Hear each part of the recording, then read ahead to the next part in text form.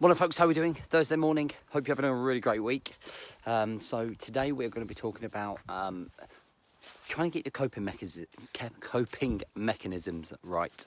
And I was talking to an online client of mine, and we were on the phone and talking about how being persistent and consistent with your habits, routines and structure will allow you to still do the things that you need to do despite how you're feeling, to improve the way that you live. All right, so we're going to be going into some of that. So as usual, if you are listening on this audio or on podcast, please drop a review. It really only takes a few seconds just to scroll down the feed of podcasts and add a review, or if you're watching this video, please drop a share. So I was chatting to my client on the phone, and I was talking about how Monday morning was a real struggle for me, massively mentally. I woke up with some really crazy negative thoughts, and I didn't feel good at all. And it was funny because the weekend was really great. It's the fucking best weekend I've had probably this year, in fact. And woke up Monday morning, felt really negative. The chimp was fucking playing havoc, and what was funny was that I noticed was that my body, my brain, everything was on automation.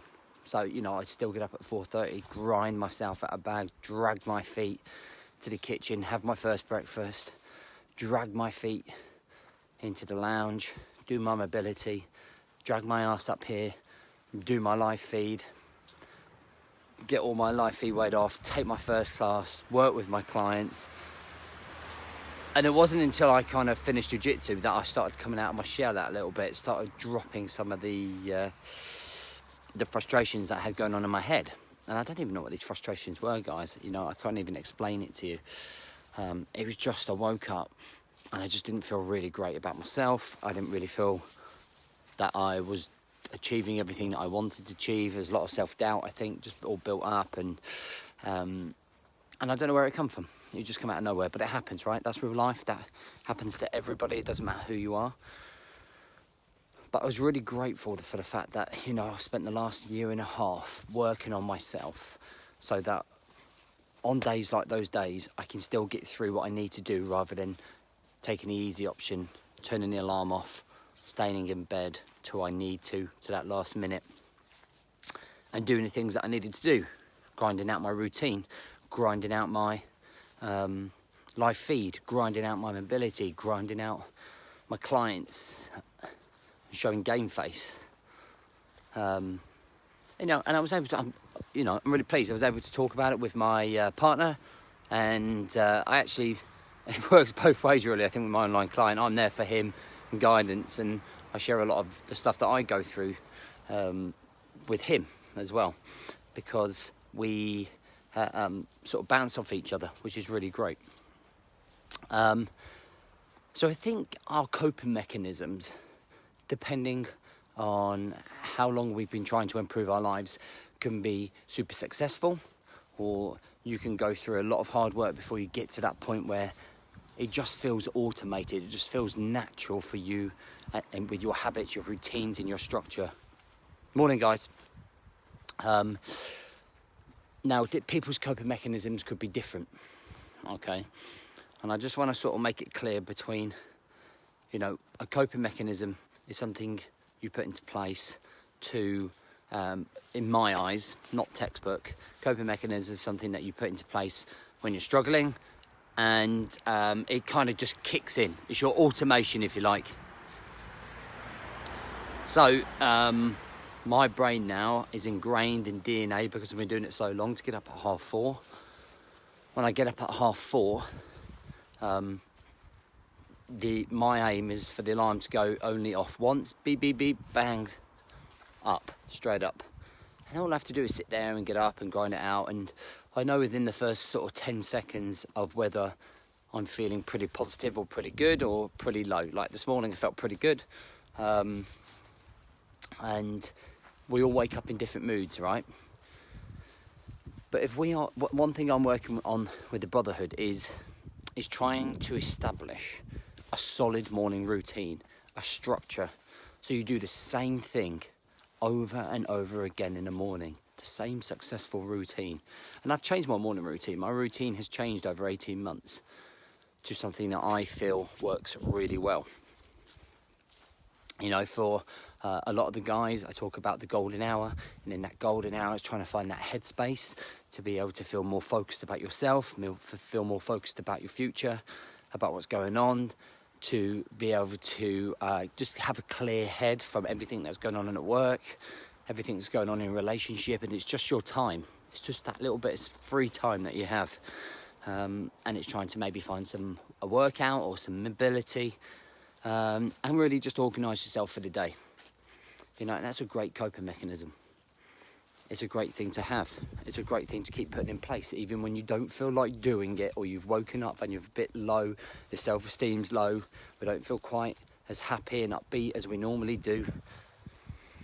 And your coping mechanism, hopefully, over time, will just be to get up and go through that sequence, okay, of things that you have to do, your routine, the little habits that you put into place, the structure that you have.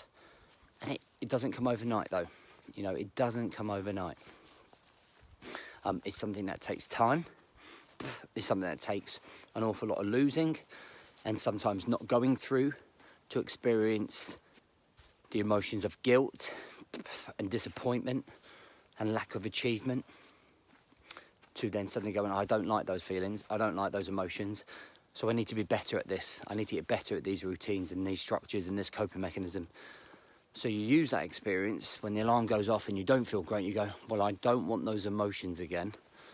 So what I'm going to do is I'm going to fucking grind it out, even though I don't feel like it. I'm going to do my workout, even though I don't feel like it. And that's when you become consistent. That's when we start to see results of your fitness gains, of your mental health gains. Okay, that's when you start to feel a little bit more accomplished, like you're overcoming adversity a lot easier, that the hurdles that are being put up in front of you are a lot easier to jump. Okay, now there are other coping mechanisms. My main coping mechanism is running, which is why I decided to do the 100 miler, because I know when I'm running with that 100 miler, that I know when I run, it clears my head, it clears any black clouds, it takes the fucking tangled brain, and it completely untangles it and makes sense of everything that's going around it. It's a great way to release a lot of tension, stress, frustration, and I'm sure it's the same for a lot of people, and that's the same for exercise. And that's why I promote it so much, because it is so good for your mental health, it's so good for your energy system, it's so good for your clarity of thoughts. So good to have some time by yourself and away from everything and everything that's going on in your life. And it's being consistent. It's knowing that when you need to, you can just get out of the house, hit that run, hit the pavement, hit the fields, hit the grass, and fucking you're out for an hour, half an hour, 15 minutes, 20 minutes, whatever it takes. And that's a nice little bit of headspace for you. It's a good coping mechanism. And eventually, over time, what I'm trying to achieve for people is this all being just natural, second nature, automated, part of your DNA, whatever you want to call it. We don't have to force the situation. We just want to be able to get up, like a computer brain, if you like, and just fucking crack what you need to crack to get it done. All right, so I want you to start thinking about this. I want you to start thinking, if you're trying to improve yourself, the commitment that you have to show yourself to improve yourself. Okay, this is not like a 4, 6 or 8 week quick fix program type life scenario. This is a program until the day you die. This is about keeping the same habits, routines, structure. You look at any successful athlete, any successful businessman, anybody successful, they have grounded habits, routines and structure that they follow implicitly to the T. They overcome adversity, it's all second nature to them, it's all automated. Okay, no one stays in bed just because they don't feel like getting up. Nobody comes back off holiday and then suddenly says, I'm not into the fitness. It's just straight in, bang. First day, day one, week one, we slip straight back into routine, you know? And that is just you. That's not obsessive. That's just you taking life to the next level. That's just you taking life to the next level. And it might take 4 months, like I've said. It might take a year. It's taken me a year and a half. But a lot of the stuff that I teach you is a lot of the stuff that I've gone through. And I know that I'm in a much better place, a much more controlled environment, a lot more structured, I've got much more vision about what I want. I'm in control of my actions, my emotions, and, you know, even on the days that I'm not in a good place, and my mind is fucking killing me, then I can still do what I need to do, okay? And it's not the end of the world if on one day you took one day off. But it's just like having some common sense with it and not taking the piss out of that, and making sure that you keep, what are you doing? And making sure you obviously bounce back the next day. You might just need to sleep it off. You might just need that day off, and then you might just go straight back in the next day. So I hope that helps. I think it's really important to understand, you know, it's like a fighter. Think about a fighter, Conor McGregor, Anthony Joshua. What do? They train for a fight. If they didn't train for that fight, if they got hit, the way that they do get hit, they'd be on the fucking canvas, they'd be on the floor. What they do is condition themselves so much that when they do take those blows, that they can still stand on their feet and fight back. And what I'm really trying to teach you guys is to have that fighter's mentality. So when you're taking a blow in life, when you're taking those fucking digs to the stomach and head, you're conditioned enough to be able to cope with that. And that's the best way that I can explain this. You know, pow, pow, pow, taking those punches, doesn't matter, because you know exactly, you got your shit together, you know exactly what's going on, you know exactly how you're moving forwards, and you have a fight plan. Okay? And that's how I see it. And you just got to be consistent. You got to make sure it's sustainable, and you got to want it. You got to 100% want it. So many people are still fucking ignoring it. My head's not in the right place. Work's too busy. You know, you have to be willing to improve yourself and take your life from this level to this level, and inevitably live a much more complete, balanced life. You know, not just telling you this because I want you to, because I want to. I want you to actually live a better life. I don't want you to be in any more pain. I don't want you to really go through the mental strains and struggles of life. I don't want you to be overweight. I want you to be healthy. I want you to be there for your kid's wedding. There are much bigger things than what people are going through.